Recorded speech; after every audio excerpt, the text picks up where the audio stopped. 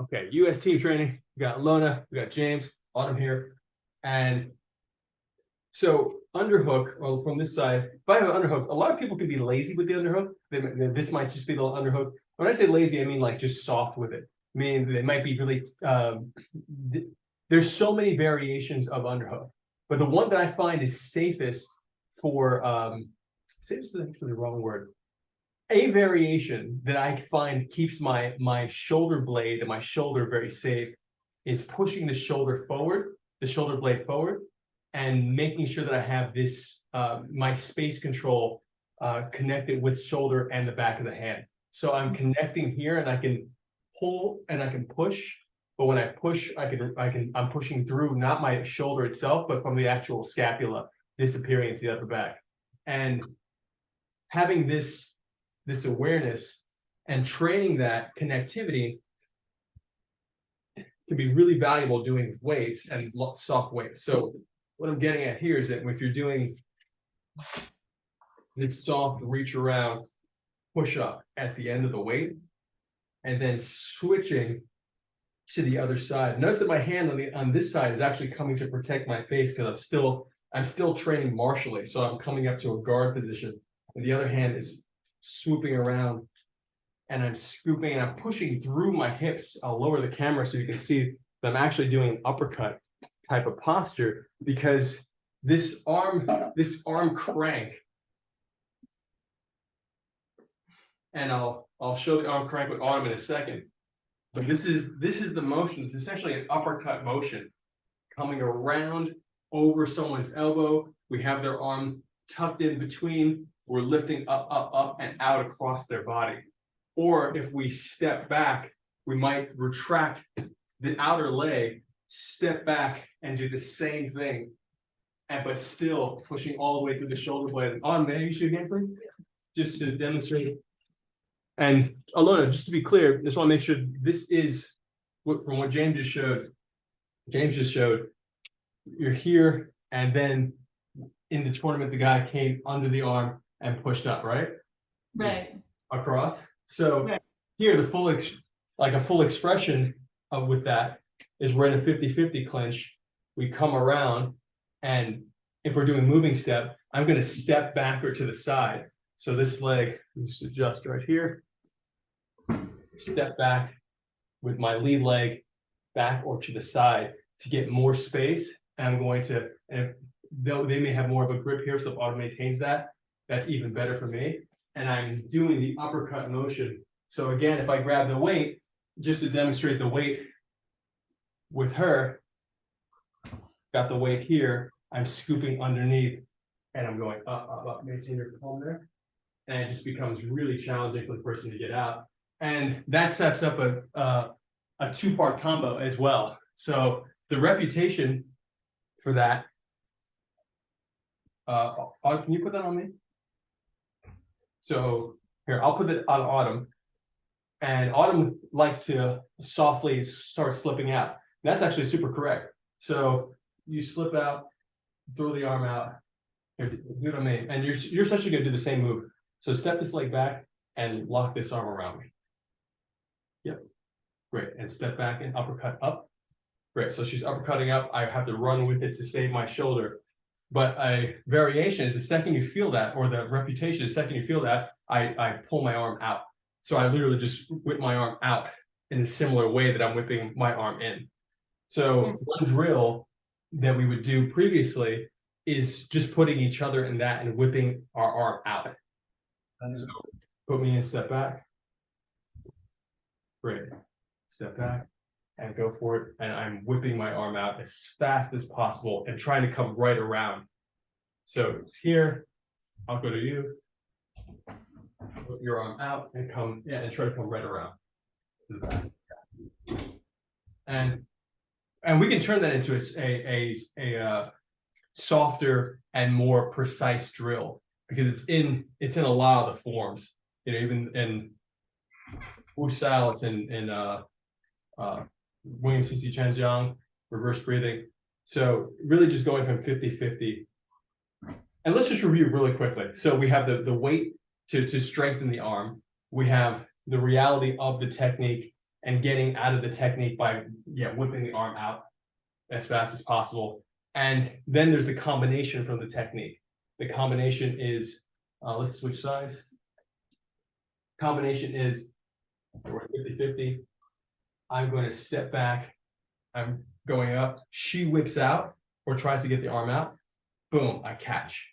So the combination is go from here, and then pull out, catch, and then you retract the leg again, and you spin the arm down. And you can actually get a one-arm throw with this. This has happened for, I've caught this live many times.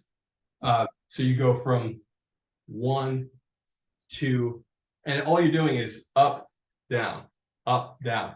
But the mechanic is retracting the leg and energizing down as you come out, escape. You know that that's going to happen. That's the way they're going to escape.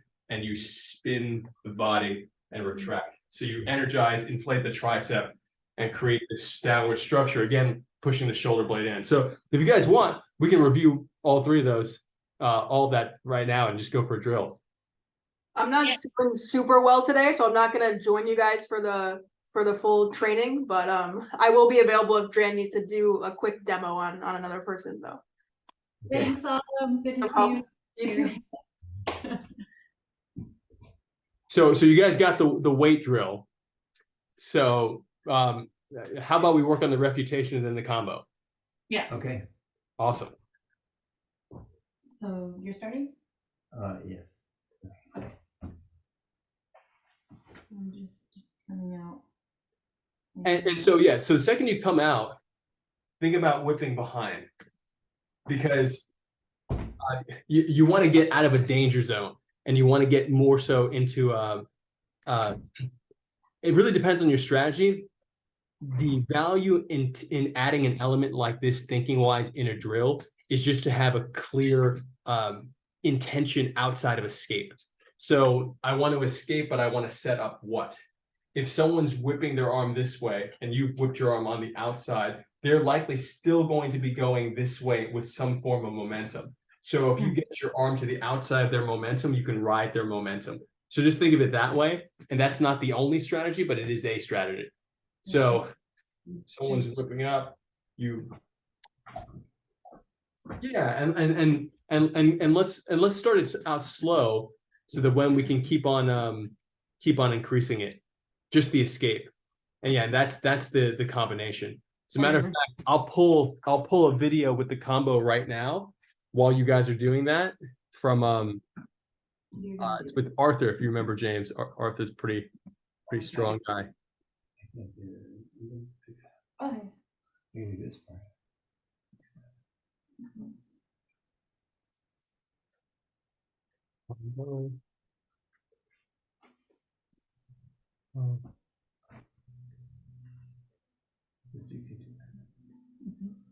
So my turn. Okay, so how Yeah, so we call it the double shoulder attack drill here. And here we go. Yeah, I'm pasting it in the chat so you guys have it. And it's there.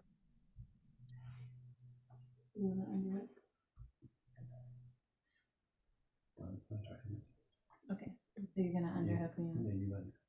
Your turn.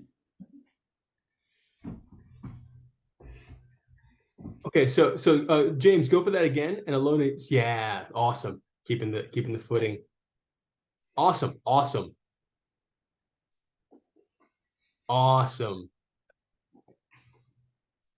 Great, and even more. You notice how you're, if you're doing this intentionally, great, keep it. Just make it super intentional. If your hand is sliding from the arm down, make sure you have a strategic reason for that. So, and because it's really about your game at this point. Right, but maybe I could go right for the elbow. Well, what I'm getting at is that the only value of going right for the elbow is if you feel confident going right for the elbow versus going for the shoulder. The reason why I would go for the elbow is because you actually have more control over the entire body from the elbow versus the shoulder. So as a safety, just saying, okay, I'm targeting that.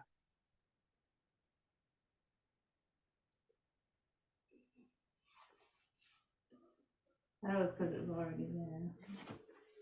Yeah, and drills like this, I really recommend taking more of like a boxing approach to, meaning because first of all, the mechanic is very much a boxing mechanic. The way we're doing it, we're not just reaching around, you're actually throwing an uppercut. And so you're throwing an uppercut on an angle across their body. And so really think of it as that if you're the attacker, obviously slowing it down so you don't hurt your partner. But if you're escaping it, think of it with responding to that speed, because outside of Taiwan, you may not have players that move at that speed with that same type of intention, because they're shooting it at Taiwan.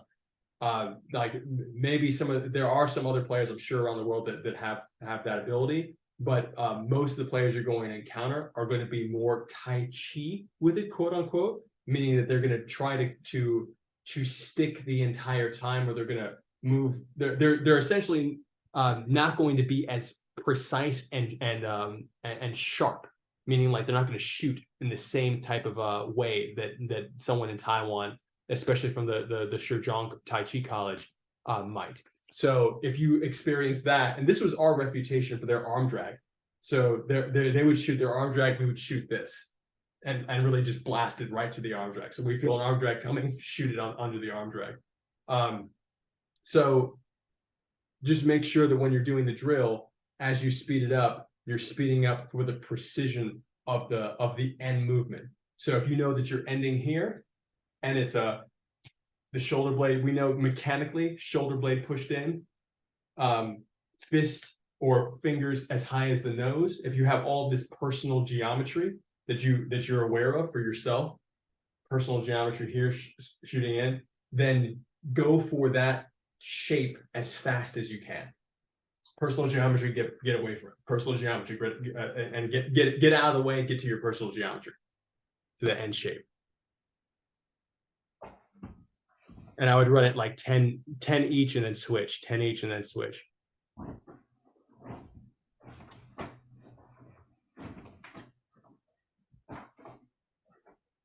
And now start minimizing your back and forth, Ilona, because if you're going back and forth, you want to make even your reputation more of a spiral down and up. So because otherwise you're setting yourself up to get pushed to lose footing. So, and if you need to slow down to find the spiral and the hips, slow it down so you can boom, boom, coming up without giving up space. Because you don't necessarily need to give up the front leg weight. Even if I spiral back here, if I spiral back, notice that my nose is still over my knee on the front leg, but I took my hips away just so I can get the arm out, and then I bring it back up to that. Hey, Jen, how about a diagonal flying posture in the middle here? What do you think of this? I think it's great if you have a particular. Okay, let me say that again. I love that. I think it's really, really cool. I just think that if you try to run it live, because I think at the end of the day, if it could work live, then it should become a drill. Like if it's theoretical, I would play a couple of freestyle sessions for you guys with the intention of testing that and see how it feels as just once live at least, maybe a couple of times. Just as a litmus test. I mean, that's really how we create moves that we consider team moves, is we would actually like say, this could work, and then we'd run it live and we'd see that if we could actually pull it off. And if we could, that's great. And if we can't, doesn't mean that it doesn't work. It just means that we haven't figured out a way to make it repeatable. And if it's not repeatable, it's not competition worthy. And that's really the litmus test. If it's not repeatable, it's not competition worthy. If it is repeatable, drill it. And if it is repeatable and it fits into your game, drill it. Yeah. Okay. I find here I just need to do it, without getting in a bad position where I've opened up too much, So it's just. has to be in I think the instinct is correct that if someone's trying to get you here and you spiral out and you boom, like wash them out like a big undulating push. So that's awesome if you can catch that. And obviously the level of awareness of these types of pushes, I know you've developed. Not every Tai Chi player can actually pull that kind of thing off. Sticking with the outside of the arm, boom, like that. That's awesome. If I feel like I've seen that from you many times. So it's just a matter of you doing it like under pressure. Yeah. Keep going with that or go back to the other one? Your turn. Okay. So you're gonna underhook here. I'm gonna work this arm. Okay, I'll do it here. Okay. So we're switching. Okay. And I'm gonna.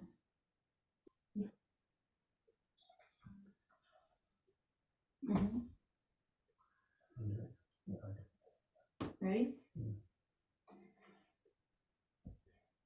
That's good. That's what Jan was showing. Yeah, it feels good, Jan.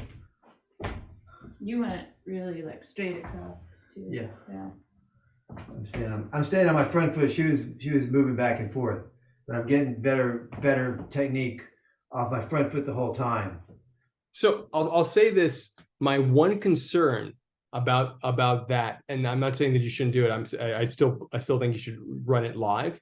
My one concern is that the positioning is your end position in diagonal flying. Yeah, idea of sure, I'm going to create this structure, this shield. Like, even forget about the name diagonal flying. I'm going to create this structure or a shield, and I'm going to push it against them after I escape. That's great, and not everyone can get as precise after that, thinking wise and shape wise, because of the fact that there's no anchoring. There may not be an anchoring support for the shape. You know what I mean? So like it depends on the height of the opponent, the speed of the opponent, the surface area that you're going for. Holding one arm down. What are you doing? Sorry, this might be a tangent. Go. I'm gonna do it to you. Yeah, I feel like on her I've got something here. So For that one, he kind of had this kind of reverse underhook, I guess.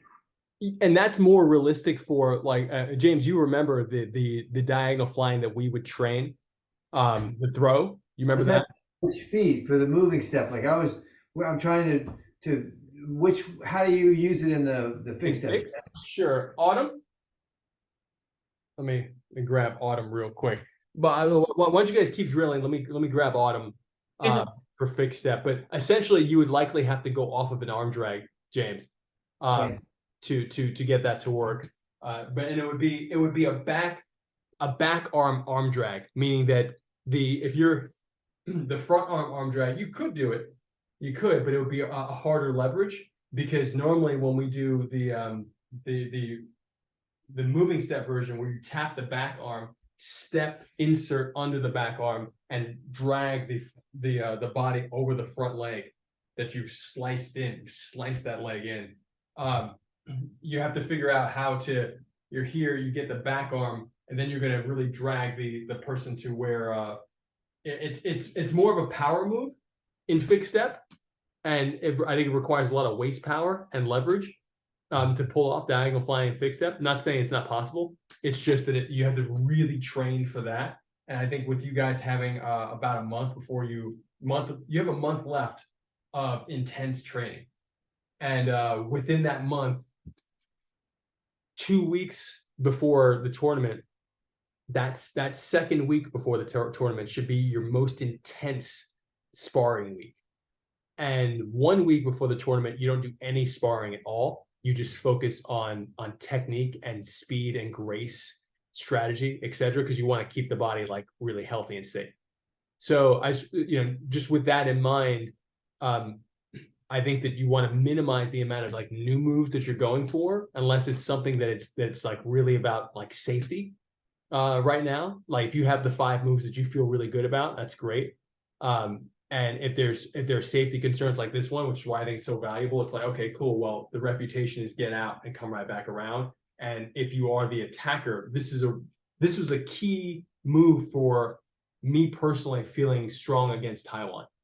And like this one move. And I knew all the other moves are super great, but it was specifically this one that made me know that I can fight an arm drag. So, and I know I can get out of somebody trying to do it to me, and then turn it around and get that one arm throw. So, which I didn't get in the Taiwan tournaments. I've gotten outside of that, but still you can get the throw with that. So what I'm getting at is if you have your 5 moves, great. If you're going to drill something like this, try it live and make sure it really, really resonates for you. And that it's not dependent on so many variables, that it's something you can just pull off like and fire away, because the variable of the person doing it and then you going with this particular movement versus like dropping them down or pushing them out, like turning, it's such a particular movement that is really just a sticking, like there's so many different ways you can stick your arm on someone. And so therefore, like it may be more valuable focusing on more finesse moves. I wouldn't consider a big push after an escape, particularly a finesse move. You guys, you get what I'm saying? Because you're already going to do a push. Like, like you guys are, it's going to happen because you do push hands. So like what are the things that we don't see in push hands much in the States, and why is it so interesting that the US team operates differently than a traditional player? It's because the finesse moves mostly came from what we've seen in Taiwan. So you know, I would highly focus on the finesse moves. But let's get back to the drilling, and I'm gonna go grab Autumn for the diagonal flying because I do want to answer that question. Escape on the other side.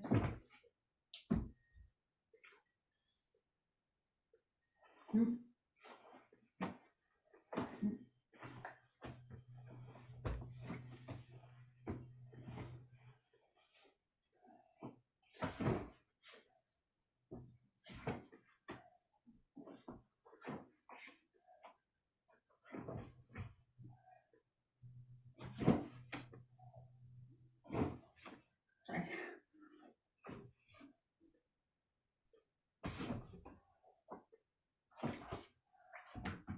I'm gonna try to catch it.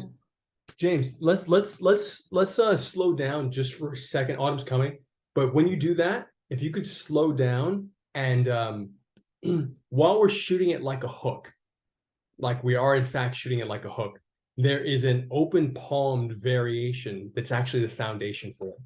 So what I mean by that, and Autumn, I actually called you over for a different reason, but I just want to show this real quick. So the open palm variation, and you've probably seen this before too, this is super like traditional martial arts. Can you keep the underhook strong? Yep. Great. So the open palm variation, and that start relaxing a little bit, is right here. So I'm opening my fingers and reaching across her chest. Yeah, and you feel that in the arm, right? Not all the way. Okay, yet, so but now I yeah. start to open my hips more, and she starts to feel like she's tapping. So that's really what everybody's going for when they do this underhook. It's just super important to know, again, like this concept, I'm really saying this more today than I ever have, the concept of personal geometry, of knowing that, okay, this is where this alignment, like just testing it on yourself for this particular body type, I know that this has to be up to my collarbone, middle finger to my collarbone is where I'm going to get Autumn on the traditional version of it. So if I'm throwing the hook version, the uppercut version, I'm going to shoot it to that angle and step back and try to achieve that angle as I'm reaching across. And so when you're doing this, whether standing or not, just knowing that the actual traditional technique is expanding across across their chest from, let's say, like rib level to shoulder level is just super important, because otherwise when you do the hook, you might just do the hook here closer to your body, and that's fine. This is still a leverage point, but you're not getting the same concept here if you're closer here. And if you're and some people might even miss the elbow and they only have the forearm, which again, it's not the worst case scenario. You still have some leverage, but at the farther you get away from like the core technique, the more degradation there is and less precise you can more than likely will be. So I just throw that out there to make sure that when you throw those hooks, that you're still visualizing coming up and across the chest. Yeah. Uh, I'm gonna try to Just- over- work on something with you real quick. And so we want to, he's asking about diagonal flying. So fix that diagonal flying. Okay. I see. Like that.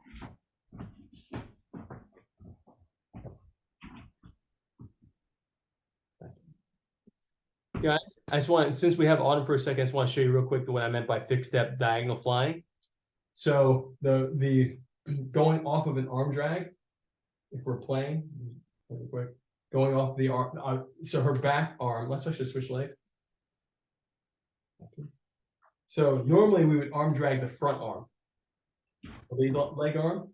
So for diagonal flying, the way I found it to work, and or at the very least, like the similar concept of diagonal flying, is we're playing and we might be freestyle for a moment. I go for the back arm, and so I have this moment. I have a not even a drag necessarily, because the drag is actually the process of dragging. I might do the drag and push, but if I just go for this diagonal flying position, I've created this counterbalance motion, not a grab, but just like a counterbalance pin or posture on the bottom of the arm, and then just turning across. And like I said, it becomes more of a power move, like someone like Dad, who has a really strong waist. It's helpful because you may not necessarily be flowing with their pressure as much as lifting their pressure and weight across your body. And so it is valuable. I think it's one of those moves that you can drill if you want. But I think there are way more like smooth Tai Chi finesse moves that are uncommon that can be trained to, but it's really about your game. Thank you. Yeah. Thank you. Yeah. You can try. Okay. You're gonna go for the back. And push that one down. And there's a scooping, James, right there, exactly right there. There's a scooping of the hip, meaning that so that you don't have to use, so you can generate more dynamism in vectors. So scooping, and then you're scooping the hip up as you're turning. Yeah, so it's almost like you're loading them onto your hip and scooping them up and around. Yeah. Yeah. And you can even think of it as when you do the drag posture, like you're doing the drag, you're doing the entry of the arm drag. So, and remember, like in general, to set up the entry of the arm drag, you're pressing the person's arm and you're waiting for a bounce back. So if you attack the front arm, you make them think you're going to attack the front arm, and then you're gently pressing. You're only doing that to set up the back arm, and then you tap the back arm, bounces. You tap it again, you see it bounces. So then you go boom, and now you have your posture. Once you get that posture on the entry, you can drop the hip, and then you drop the hip and bounce right back up to turn them, and that's what makes it like more of a less of a power move and more finesse.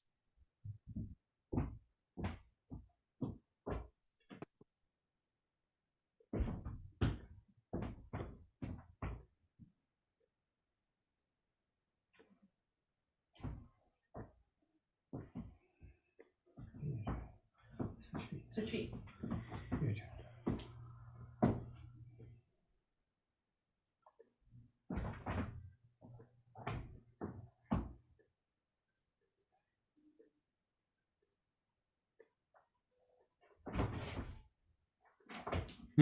Ilona, check this out. Because of his height, one thing that you're going to need to do is you're going to need to cancel his height. There's two different ways to cancel height. So exactly. So one is pulling him down or like injuring him to make him come down. The other one is loading your weight in his hips so that then he jumps away from your weight. And so now exactly. So on that on that entry, dropping, what you might want to do is you connect your left arm to the wrist, and you're going to do a momentary grab. The momentary grab is going to be like a vine that you're holding on to, and you're going to drop the weight, your hip weight, into that arm. So you're going to load it in just for a fraction of a second, and you know you're going to bounce out of it. So you're going to take your weight back, but you're going to wait for them. You're going to feel it. His reaction is going to be to lift up away from that. So you're going to drop in. Yeah. Exactly. And beautiful. And then you bounce them out. And pressing your big toe into the ground on the bounce is going to help for you to press downward and keep your center as you turn him.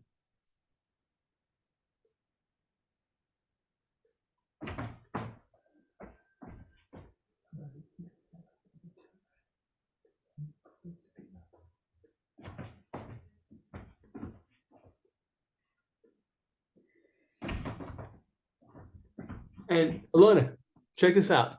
Think about turning him to 6:30 to 7 p.m. So if this is your 12, 7's going to be behind you. Exact. Yeah, you could go over there. Sure, why not? Sure. At the very least, to just to the bottom left-hand corner of your screen. Yeah, at least there. That would be great. Go for 5, and she gets 7 at the tournament.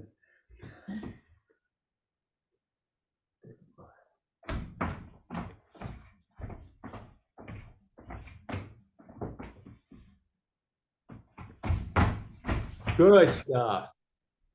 And also make sure to let go too, to like let them go. And what you might find because of this grip and this tension that it's going to cause, not in you, but in the partner, when you pull down, there might be a sudden lock in the arm because they're trying to protect their arm. One of the things I like to do is that when I feel that lock, I do my best to treat the arm like a javelin. So when you're lifting for the diagonal flying, you can push the tension in the arm through the shoulder.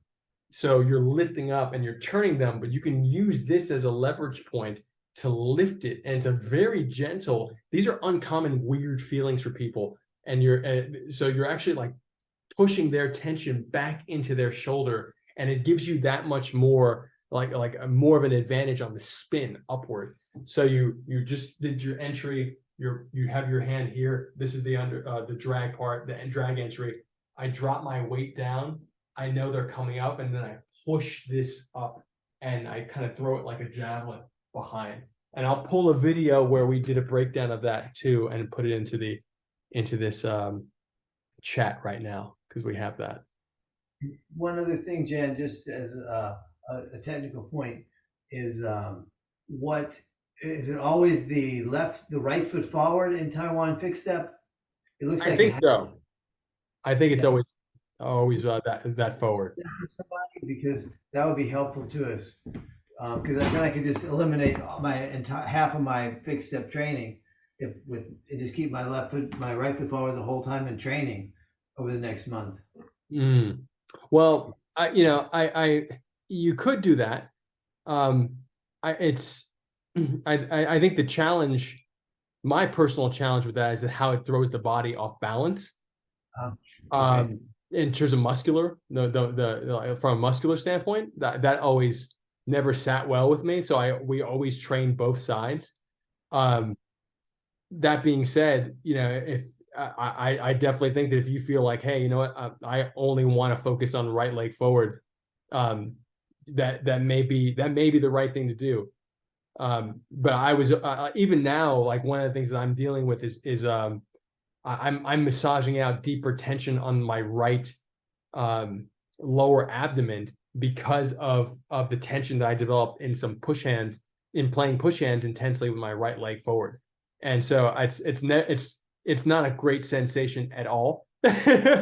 So I would never want anyone else to experience that. So I shy away from emphasizing too much on one side. But yeah, I do think that they do emphasize the right leg. So Yeah, it looks like the pads are set up so that they're only playing, like even if you switch sides, you still have your right leg forward on either side of those pads, and it looks like they have the pads in place, like they're not moving the pads back and forth. It looks like, exactly. yeah.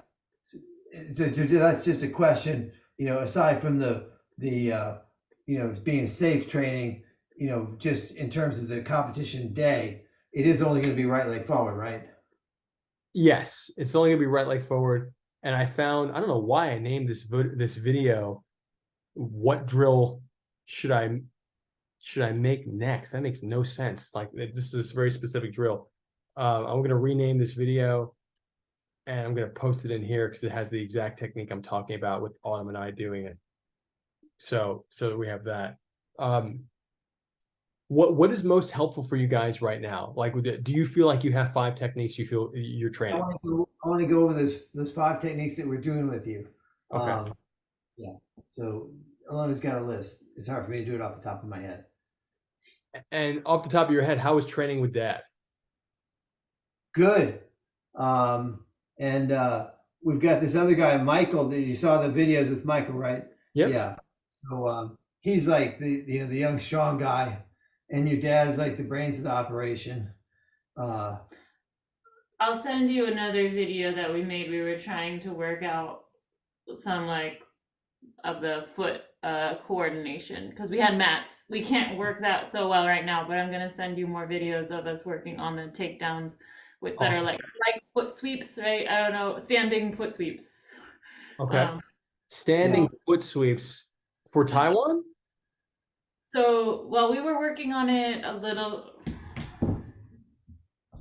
the idea being, it's what we were working on last time. I have more to say step about across, working with your thigh dad. slice. I have more to say about working Sorry, with your dad okay. in a minute. And I got the list. Yeah, Okay. I just want to let me just finish talking about your dad.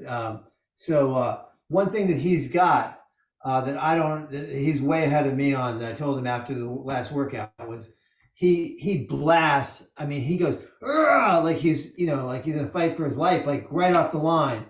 And I feel like I want that, from him to like, I mean, you're that way too, I'm sure, but I mean, just noticing it really intensely with your father the last workout, that it was something that I need to work on in my training, aside from all technique, is just that, like I'm used to, trainings, just sparring with people, and I've got to go to tournament mindset. And that's happened to me in tournaments before, where, they score the first point because I'm not really in my tournament head yet. Okay, so that's one thing. Yeah, that's the main thing I wanted to mention with your dad. Okay. I have a list of things from him. So You got a list of Jan Senior Well, things. let me just take this one first, and then we'll get to the list of your father. So I would liken his Dad played football in college. Yeah. So I think it's really important and we've taken a bunch of his football drills and brought them into push hands drills and combined them with judo drills. That's been super valuable. I think you were a part of that process, like back in 2009, 2010, if you remember some of those drills. So, but the thing that I would compare that you already do to Dad's turning the switch, is the reverse breathing Tai Chi. Go to sleep, wake up, go to sleep, wake up. And if you can just take that and laterally apply that to soft explode. And remember, the explosion is not an explosion without strategy. It's actually based on what you're feeling in your opponent, reading them prior to the ref calling go.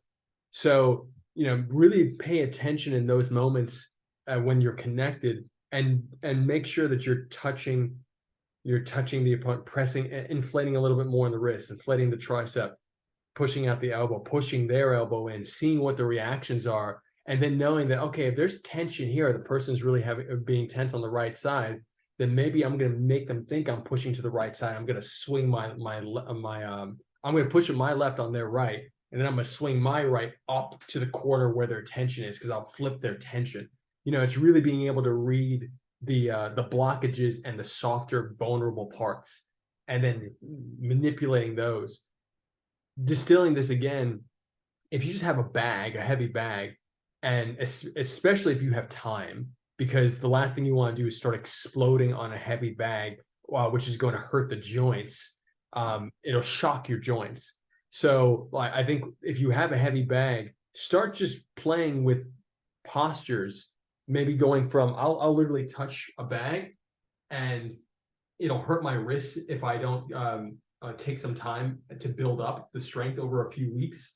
But just going to sleep, waking up, and then boom, going to sleep, waking up, going to sleep, waking up, boom, boom, and just really drop my hips below, up, and just little moments like that, or here, expand, sleep, expand. I'll start doing it slow, and then eventually maybe I'll do 10 really boom, intense. And it looks like I'm throwing an elbow, but what I'm really doing is I'm inflating my tricep and creating ward off. And this ward off is very, very helpful, especially in fixed step, when some ref calls go boom, and then you just turn the opponent and have them fly off. Some refs might call it an elbow when it's technically not. But you know, it's at the end of the day, you're still training the switch, which is go from soft to explode, go from soft to explode, and it's strategic. And I think if you just pick a few moves that are your starting line moves, where you can go from soft to explode, and you take the time over the next, let's say, week or so, 2 weeks, week and a half, to just feel your joints aligning on that surface that you're hitting, if it's a bag, etc.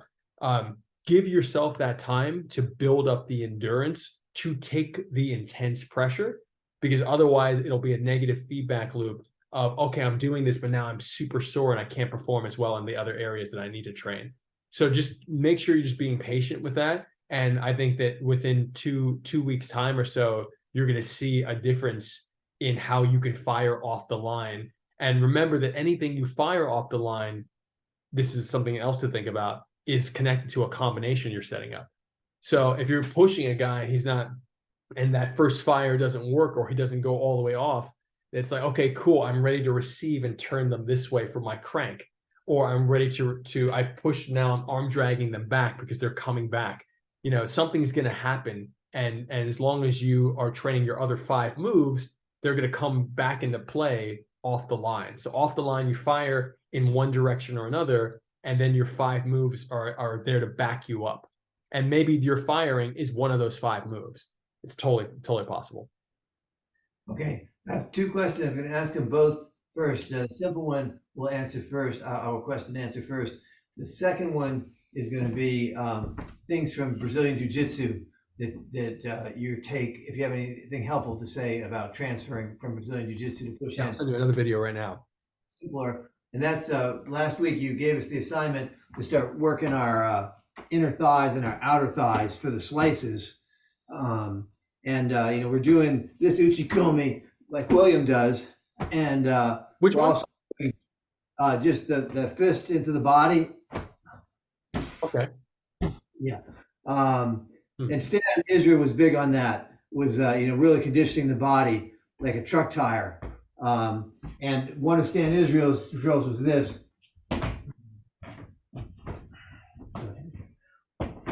Yeah, there's a lot of BJJ guys. John Machado does that. And did you have? And he did the thighs. Now on this one, I'm getting a lot of mileage out of just doing this. What do you think of this conditioning for the thighs? I think any impact conditioning is fantastic, done holistically. You know, and that's why I say, like, trees, etc. Being able to gently do it first. Like, I've never felt comfortable doing partner training if I'm not doing my own training, like prior to getting there. And I don't mean in the same day necessarily, but like I just feel completely uncomfortable and not aligned if I don't have my personal communication with my own body on how it feels for me to take impact, or and I've always felt like that, how it feels for me to throw a punch. How does it feel to connect to an object, whether that's a person or a tree or a bag, etc. So as long as you're taking the personal time and making sure it's very intentional, meaning that if you're doing these blasts into your body, that you're blasting knowing that the body's absorbing and you're visualizing the absorption, and where you're pushing it down into the ground, ideally, so it's not going into the organs and disrupting the organs. I would just be super incremental about it and be consistent about it, and also give yourself consistent rest, because the last thing you want to do is overdo any of that leading up to a world-class competition. And I think you guys are doing a great job at pacing yourselves. And today, even with this weight exercise that you're doing in the back, just really making sure that you're giving yourself all the work on the angle, and even if you need to go a little bit beyond the precise angle, so that you're covering the full range of motion, or a certain range of motion for the muscle, because you want to protect yourself like that. At the end of the day, you want to be, the confidence should come from you. At least for me, the confidence comes from knowing that I'm protected because I know how to keep myself safe. So because I know how to keep myself safe, I'm willing to experiment. And if I didn't feel like that, then it would be way more challenging. That'd be like me on a skateboard. I'm like, like I would love to skateboard, but I don't feel safe because I don't know how. And please continue. And Ilona, I just want to make sure that when you do that drop, that the drop is curving out a little bit. Thanks.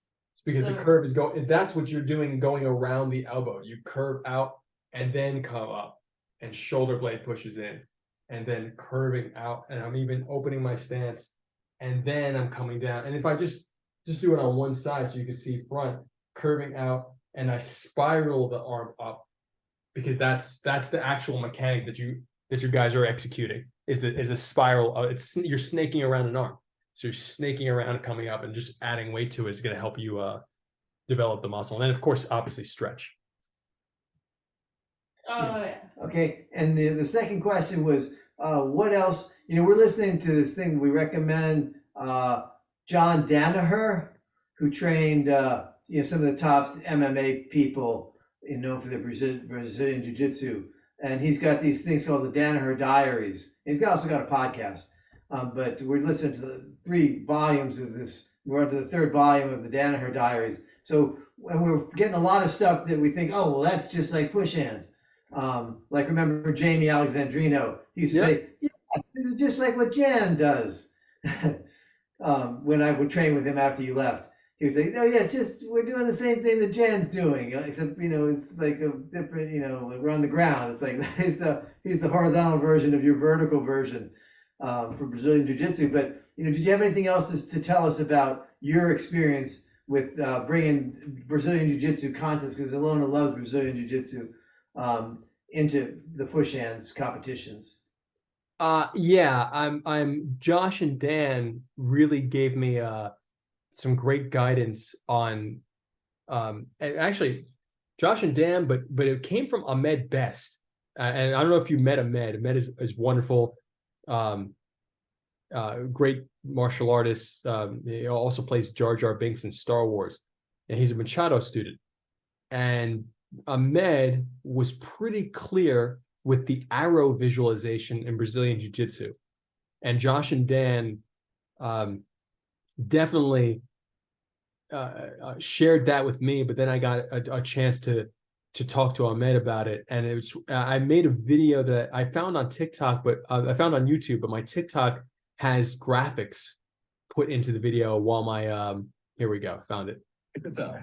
The visualization, this is from, let me share this link. So this TikTok video has the actual arrows drawn on screen for the visualization. And I think this is really valuable because of the concept of in BJJ, let's say you have side control, you're exhaling and pushing a visualization of an arrow through whatever part of the body you want to pin your opponent down into the ground to. So you're if it's the sternum, and you have, let's say, side control, and you're putting an elbow on the sternum, the arrow is going through the elbow.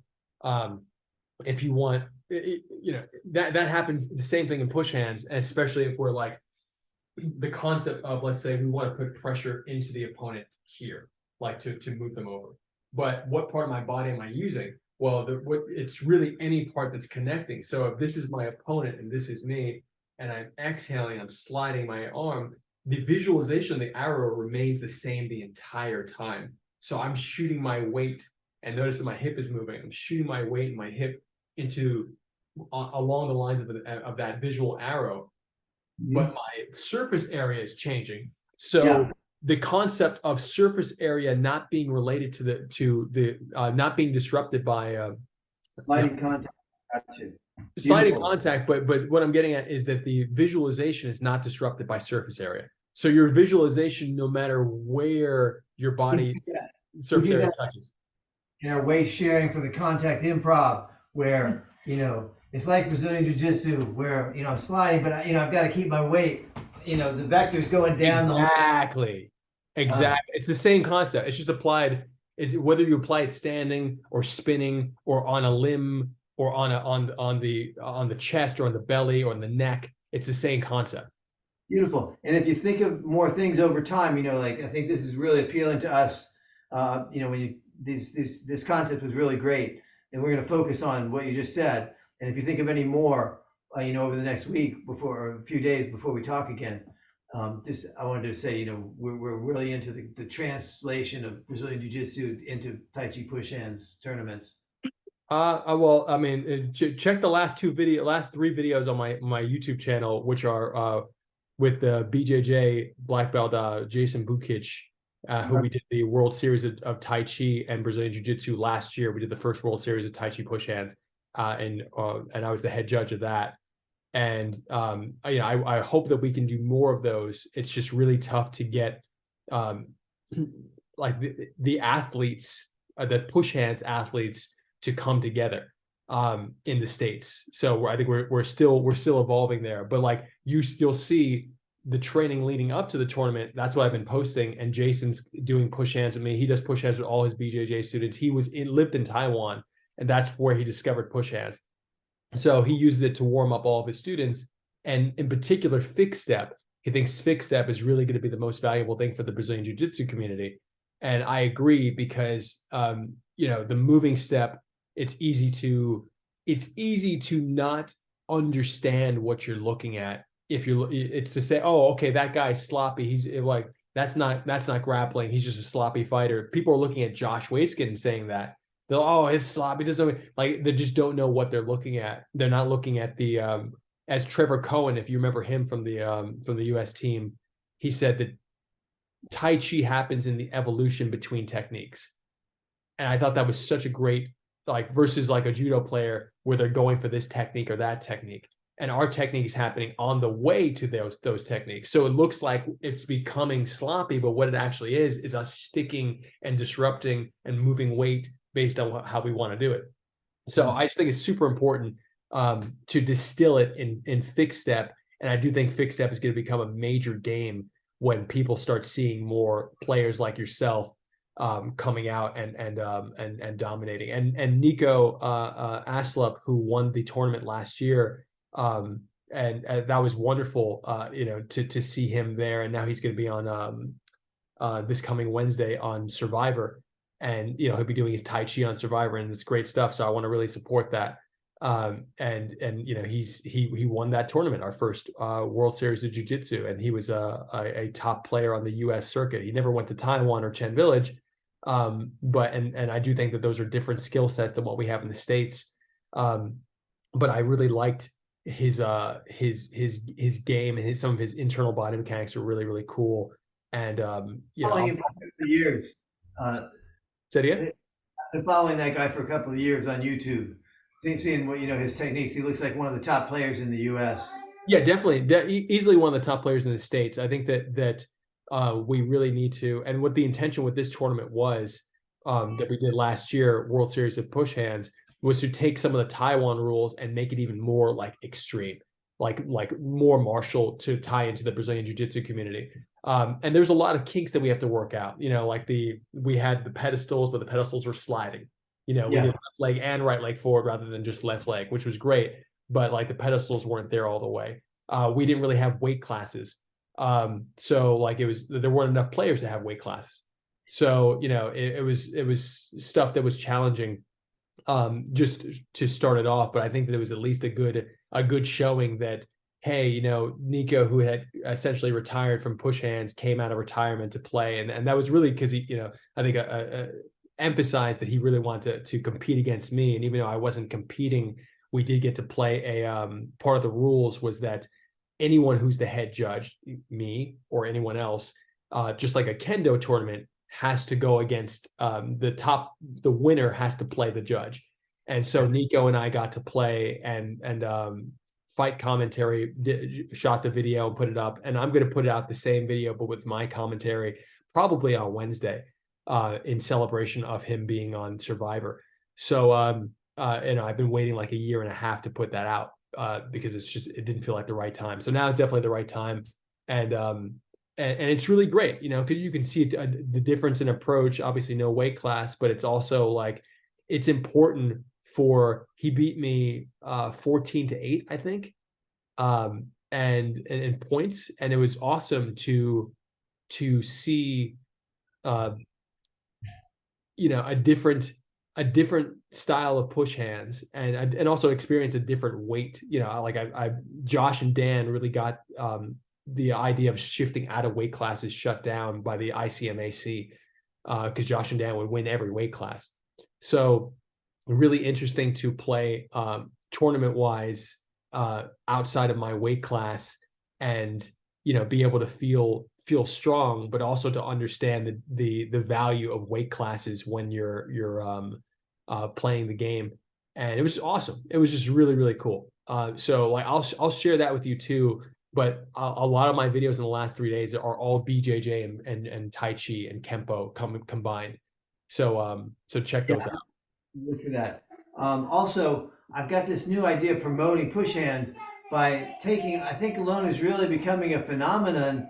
And I'd like to take some famous people who want to accept the challenge of trying to play fixed step or on a platform with her or something, you know, where it's a discrete, like you win or you lose, and get some famous people like MMA people, maybe some big names, you know, if you know any way to connect with these people and get some challenges sent over to their camp to say, you know, we've got something, we don't think you can beat this. You think you can beat it, but you can't. Come prove it.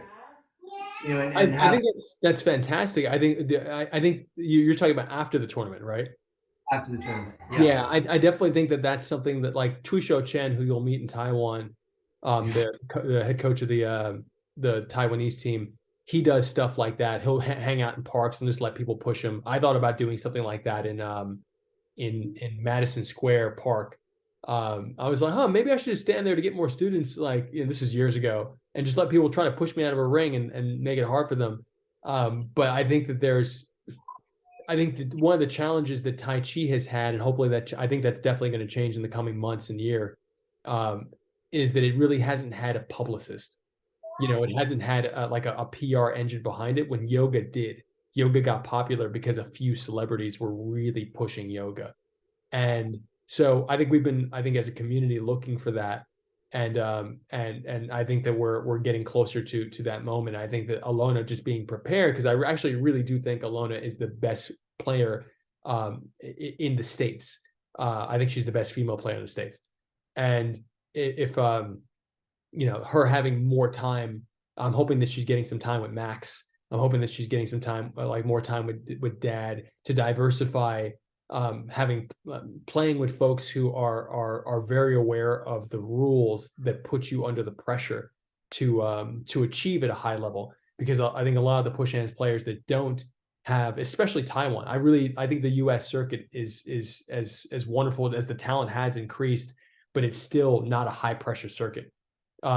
And I think that even the clothing that a lot of people might wear, like the traditional Chinese clothing, I don't agree with that. I think that is very far away from where we need the sport to go, to have it be taken seriously from a grappling sport, and to develop these unique skills that really help you redirect pressure in unique ways, in efficient ways. So like Ilona just having more diversity in her training, and then being able to ask those folks first before we go out to the celebrity folks or the MMA fighters, you know, being able to say, hey, you know what, can Dad, can Max, and a few of our other friends, can they come and push her?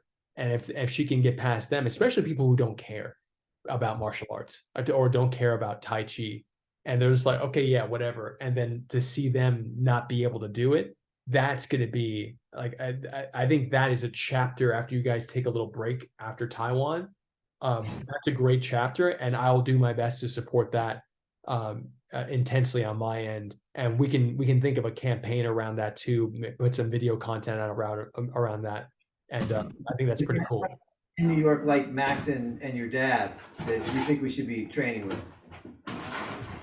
I don't think Trevor's back in New York. Irving Yee, I think, is in New York. Cullum Douglas Reed.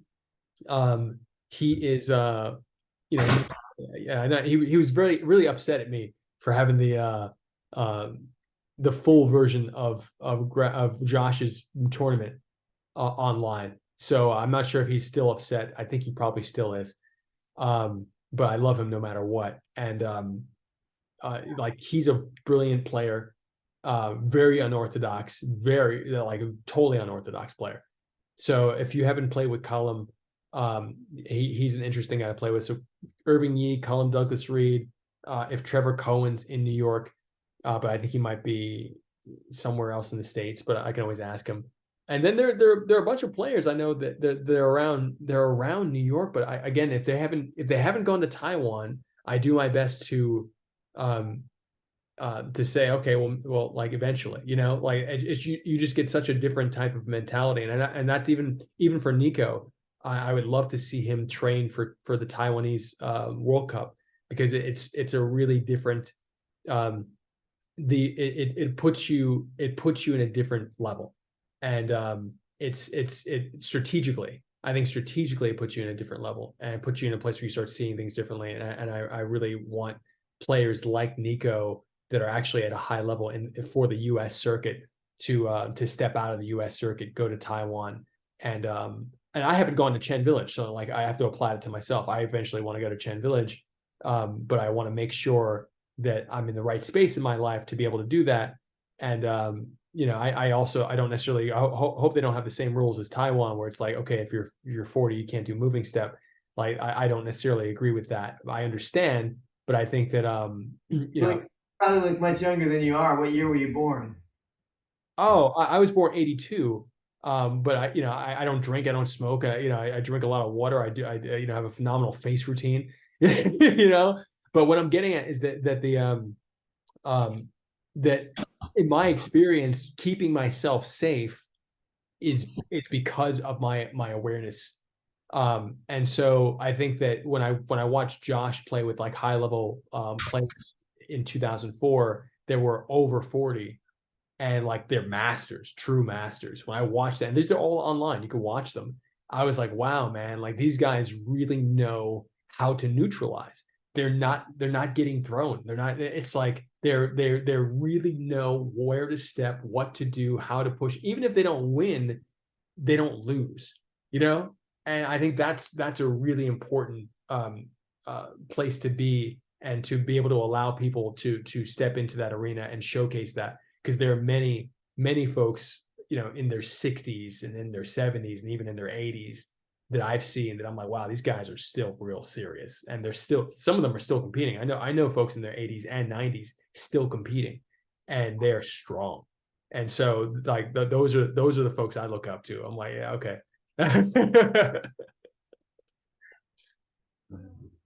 Cool. So well, man, I love you guys. I mean, like you didn't go over the 5. Do you want to just quickly tell me the 5 moves that you guys thinking of? Oh no, she's wrestling bear right now. Okay. Well, if you want to just text me, why don't you text me the 5 moves you're thinking of? Yeah, sounds good. One thing that I noticed in the Danaher diaries was he said once you get to the outside of the elbow, if you get from here on the inside, if they've got underhooks or something in jiu-jitsu, like once you get to here, you've got a tremendous advantage. So I'm really thinking about that a lot right now. Getting to the outs, getting from here to here, like this on the outside. I didn't know if you had anything to say about that. I think that there's if you are training specifically for fixed step, there are certain things that I think that throttling your intake could be valuable, meaning that if you're going across folks who are talking about ideas that aren't necessarily that can be complementary but aren't necessarily like the precise thing that you need to be doing, because to perform at a high level in Taiwan, you actually need to be a tactician. Like, so like there's so therefore if there are other ideas, like, so hey, like even boxing, I used to box a lot going up to Taiwan and stuff like that, and I knew that getting closer to the tournament, the only reason I would throw my hands is for hand speed. And can I throw my hands in a way that's more along the lines of the path that my arms need to go? Because my arms don't really need to go like this. For 2004, I did more boxing, and you could see me walking into the push hands tournament, into the ring with my 11s up, and I'm like, this makes no sense. And I can look at it now. I'm just like, man, I was just scared and didn't know what to do, because I not scared, but like I wanna feel confident, and this is how I felt confident. But that's not efficient, because that means that I'm wasting the energy keeping my hands up here rather than keeping my hands over here and playing push hands and just playing push hands. So I think there's a lot of value in like the BJJ concepts, etc. But if you're, I think if anything, extract them and apply them directly to those 5 moves. I keep saying, like, I really think your thought process should be around, I have 3 to 5 moves. How can I use any other technique to get back to those 3 to 5 moves? And those 3 to 5 moves are around the strategies that you might be setting up. So if you know that you like to push somebody on a shoulder and they push back and you arm drag, that's great. But if you arm drag and you can't pull them all the way across, what's your next move? Are you inflating your elbow, or are you pushing both hands out, or are you sliding the hands up and doing a crank, etc.? Like, how do you chain those 5 moves together? And that's really going to be based on you guys. I mean, like, it can be a conversation. It should be a team conversation, because you should have teammates paying so much attention to each other that you can actually, it's a laboratory for the team. So if you can train with Dad once a week, if you can train with Max, or even just invite him out and rush him, or go and find him where he's bouncing, and come up there with Bear, and one of you guys hold Bear, and then you wrestle him while he's bouncing. We do fun. Max is a fun guy. But what I'm getting at is, like, just making sure that people are evaluating your progress so that they can give you notes, and help you think through your strategies. Because the big thing that even last year for the World Series of Tai Chi Push Hands, I didn't have anybody at all. Like, I had that was at a high level of Tai Chi push hands to train with, to prepare for that. And that's why I was the judge. I'm like, I'm not competing in the tournament. I'm like really there for legacy rather than anything else. But I would have loved to have trained even more intensely, but there's only a handful of people I can actually have these conversations with, because they haven't been there and done it. So if they haven't been there and done it, then Max has been there, Dad has been there. And ask Dad about Colum, because he may know where Colum is, because I know he and Colum would hang out a lot at some point. So like just get those guys to give you the evaluations to help you think through your strategies, and specifically those five moves you picked. Yeah. Okay. And I had another question. Do you know what the 5 moves are? Yeah, I mean, I just want to make sure I have them written down. I know them in my head too, but what I wrote down is jab to arm drag. So we've got all the arm drags: clinch to arm drag, walk back to arm drag to hip drag. Those were the drills we did. 2, shoulder blast with the downward punch. 3, bear, 4, crank. 5, standing arm bar. That's what we got. Okay, that's great. And the standing arm bar, that sounds like we were doing this in the throw. Yeah. Similar to the diagonal flying posture. So the standing arm bar and the diagonal flying posture are super similar. I noticed that today. Yeah, and I mean, this would still be a standing arm bar too, no? Are you thinking something? No, I would think of it as a shoulder attack. I mean, shoulder attack, really, yeah. and Hi. hi, Bert. Corn. We were looking for a wrench. James too. Both you guys would benefit from the log, and that's like swinging the body. And I'll add a final video for the log, and And so just check that out. And these are techniques. This is that's actually a starter. The log is a starter. That's really helpful. So just for you to check out, because those 5 techniques don't have to be both of your 5 techniques. Okay. So structure impact training, the log technique. Here we go. So I'm gonna share this with you guys, and then I'll jump and please check out these 4 videos, and just give me any thoughts that you might have, and we'll just take it from there. Thank you, Jan. I love you guys so much. You're doing a great job. Both of you guys are doing a great job. Oh my God, it's so close. You're doing an amazing job. Your amount of detail and focus is incredible. Like you're so specific. Yeah. Well, the question I had was, we're gonna be there. We just bought our tickets, and we're gonna be there the day after the tournament, that Monday, the 30th. You think we could go over to the college? Oh, okay. Hold on. You're going to arrive for the tournament. You're not flying in after the tournament, right? We're flying in, and then we're flying out on Halloween. But the tournament's on the 28th, 29th, and we're flying on the 31st. So we've got a day after the tournament. And I was hoping we could go to the school and look at that 250-pound rock you told us about. Yeah, you definitely. Here, Ilona. I'm just gonna. Ilona, you're on Instagram, right? I know, but you actually check your Instagram, right? Yeah. Okay, so I'm going to.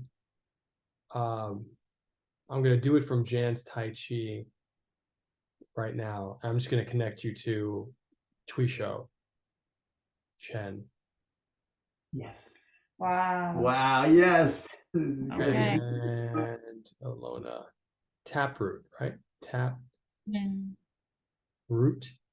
Mm-hmm.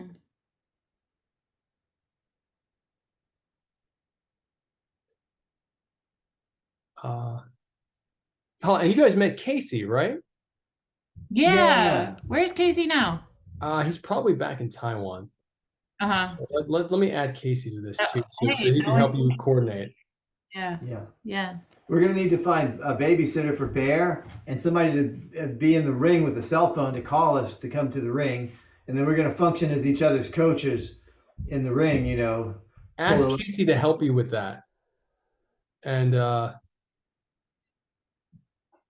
there's 2 pieces to fill on our team somebody in Taiwan, 2 people in Taiwan, one to babysit and one to be the ring person, maybe more than one babysitter or ring person. Ring watcher. Jan's team. So I was saying, Tuisho and Casey, please make my U.S. Tai Chi push hand teammate Ilona.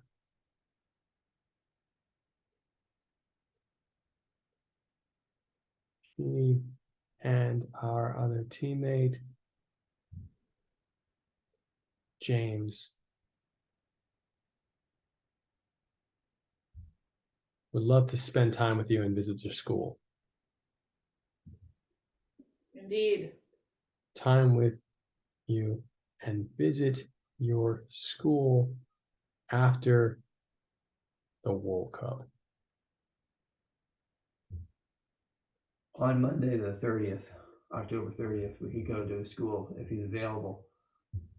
Monday, October 30th, if you're available, please connect. I've told them many stories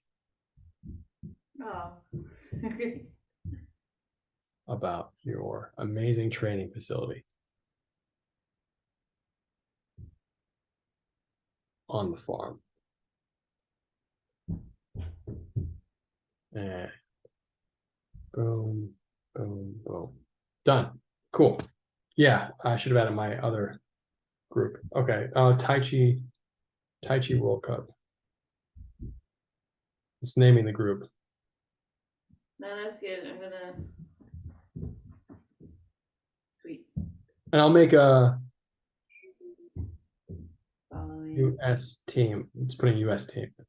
So I'll make another one where I'll loop you guys together with Nacho and Tuisho and Casey and pretty much all the players, all the coaches, and a couple other players that have asked me to connect you guys in Taiwan, because it'd be awesome if you guys could just all go out and have fun.